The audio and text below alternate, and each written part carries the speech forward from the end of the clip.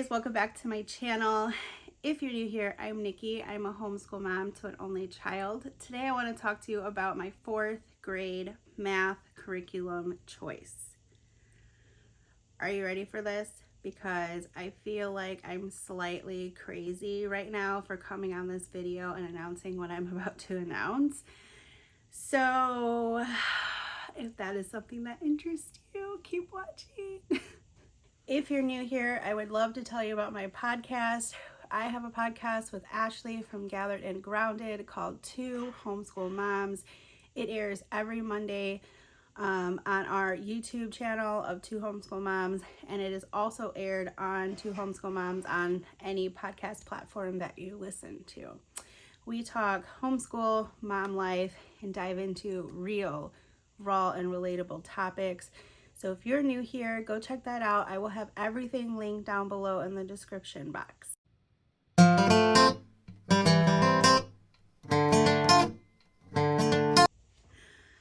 All right, math.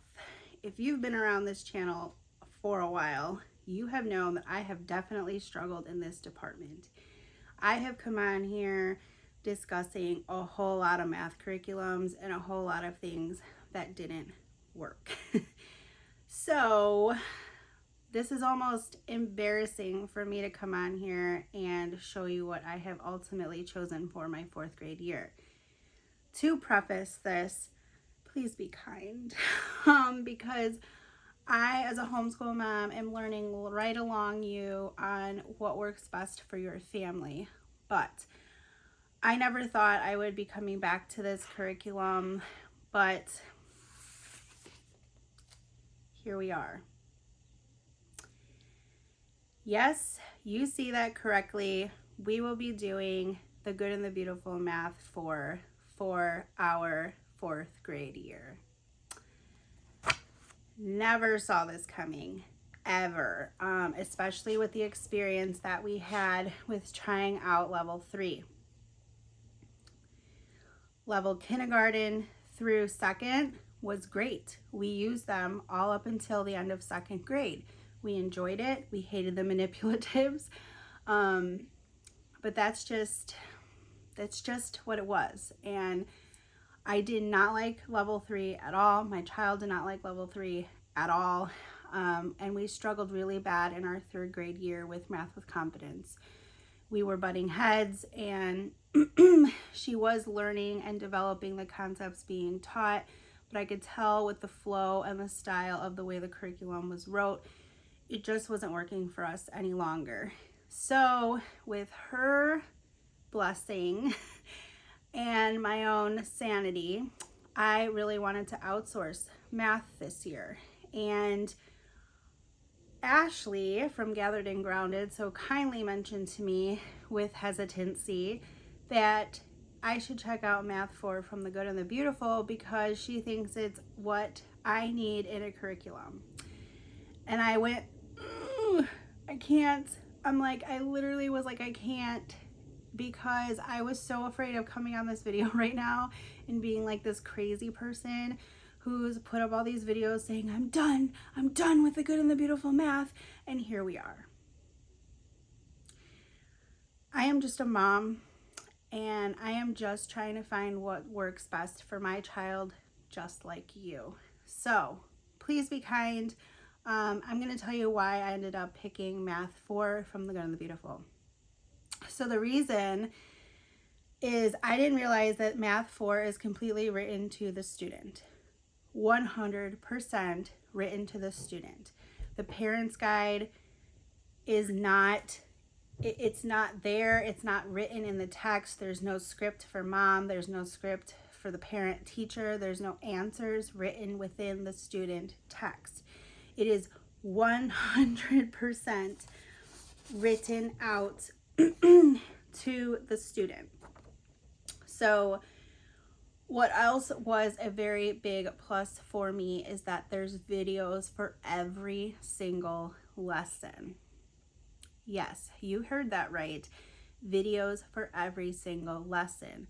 Now, this can be completely free for you if you choose the Math 4 PDF through the Good and the Beautiful. I downloaded this for free because I am so skeptical with math curriculums that I'm afraid if I buy the physical book and we decide in 2 months that we don't like it, then I didn't have 2 months worth of a book that now I can't really resell. You know what I mean? So I printed the PDF. She did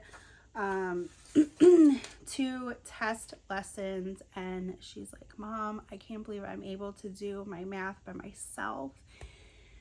And it just works. She was able to read the instruction, understand the instruction, and for her, the video is, the videos are also free. So like if you get the free PDF, all you have to do is go on their website to access the videos for every lesson. And so I told her, you can watch the video or you can just read the lesson they have in there called the mini lesson. And she was like, okay, I'll just read the mini lesson. And I said, okay, but it's fine if you already understand a concept and you just want to read the lesson because it's a shorter lesson for reading it on the page. But if you're struggling to understand something, I want her to be able to have access to the video to be able to watch that. She was sold. So it also has what they call mental math. So she's going to go through, I don't know, I think it's one every lesson. At least that's what I'm seeing on this page. I'm not positive if that's how it works. But it's just this tiny little check off and they're to solve this little box all in their head for mental math, which I really appreciate and like. And it dives into more of the multiplication facts that they have learned in their 3rd grade year. So I was finding that it's going to have a lot of that math, that spiral approach again, where it's really going to dive into those multiplication facts, which she needs. So I'm not going to do like a flip through or anything today. I will have something coming in the future. But for now, we're going back to the good and the beautiful math.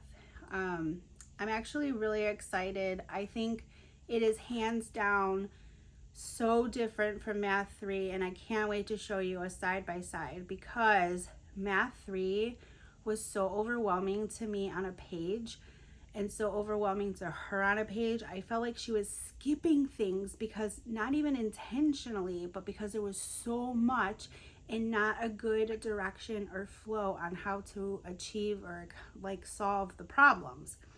So in this one, like just for an example, this is page 1. So this is just the lesson itself. There's nothing for her to like really fill out unless she watches the video. And then this is her lesson practice. That's it. It was not like this in level 3. I can tell you 1000%. So I think this is going to give her the ease and the confidence that she needs in her math, like skill, basically, or in her math knowledge. And then, so it's going to have that practice, and then it's going to have a review page on previous taught concepts. So even here, 7 questions.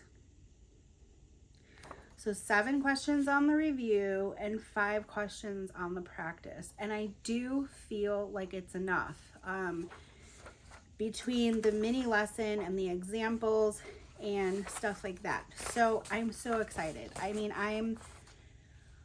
I feel such a relief and like the pressure off my shoulders because we were just running into over and over trying to find the right curriculum that's going to work for us. I know I've said many times I'm excited about a curriculum and then it doesn't work out, and that could work here too. But this year I think is different because she was more part of the process of trying to find the curriculum. And I think she's old enough to really take a look at something and go, I'm gonna like this, and go, I'm not gonna like this. And when we looked at the Easy Peasy workbooks, she was like, which was our other contender that we were going to do this year. So it is what it is, right? Like we all go through, I think, stages of just not knowing what's going to work best. So I have that. And then I also got these IXL workbooks. And now I got these before I was going to do the Good and the Beautiful Math 4. So I'm going to keep them as just like an extra resource. I think the IXL in general is good. I didn't love the website, but the workbooks itself, I think, are going to come in handy if she needs some extra practice in a certain topic. So this has addition, subtraction, multiplication, division, fractions, decimals, measurement, geometry, and more. So I really just wanted this, or I'm going to use this as like an extra resource in case I see that she's struggling in an area, as I don't think the Good and the Beautiful offers any extra practice type resources on their website, at least not that I have seen. And then I also have the fractions one. We already struggle with fractions, and I myself did not learn fractions well when I was in school. So I'm kind of want to do this possibly even before our third grade is over, and just kind of get the basics back down again, because we definitely struggle with fractions. And this book is literally, it's very visual, and I love that. If you do purchase the books on Amazon, there is a 20% off offer on the back of the book here, which you can use the QR code to scan. It's for a limited time. Receive 20% off your IXL membership. I'm not 1000% because it does say for a limited time, so I don't know if this is still an active thing. The answers are listed in the back of these books as well. I can't wait to do like a mini flip through for you, but they're very simple, and they kind of remind me a lot of how the Good and the Beautiful looks and is just set up. So really excited.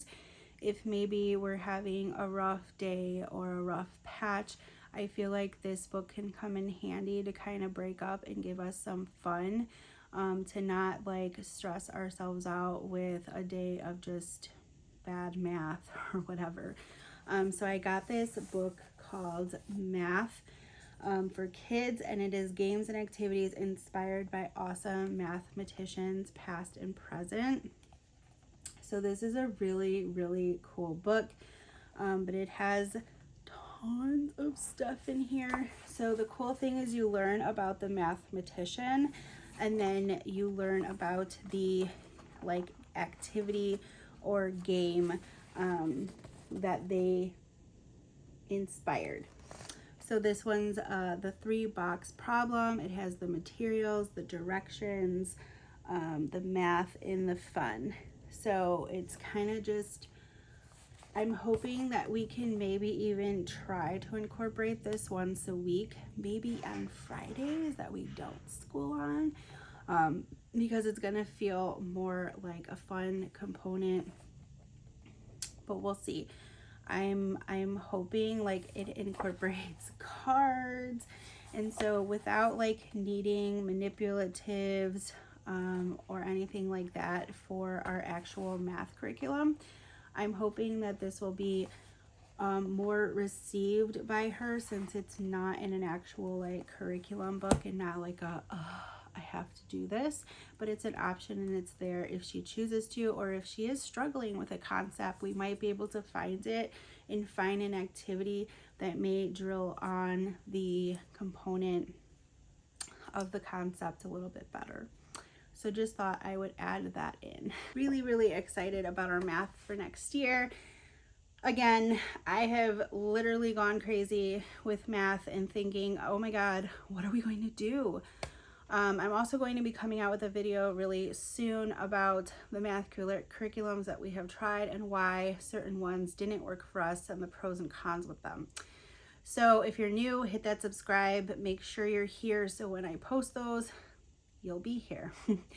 Let me know in the comments, what are you doing for math this year? I would love to know. Stick around and I'll see you in my next video. Bye.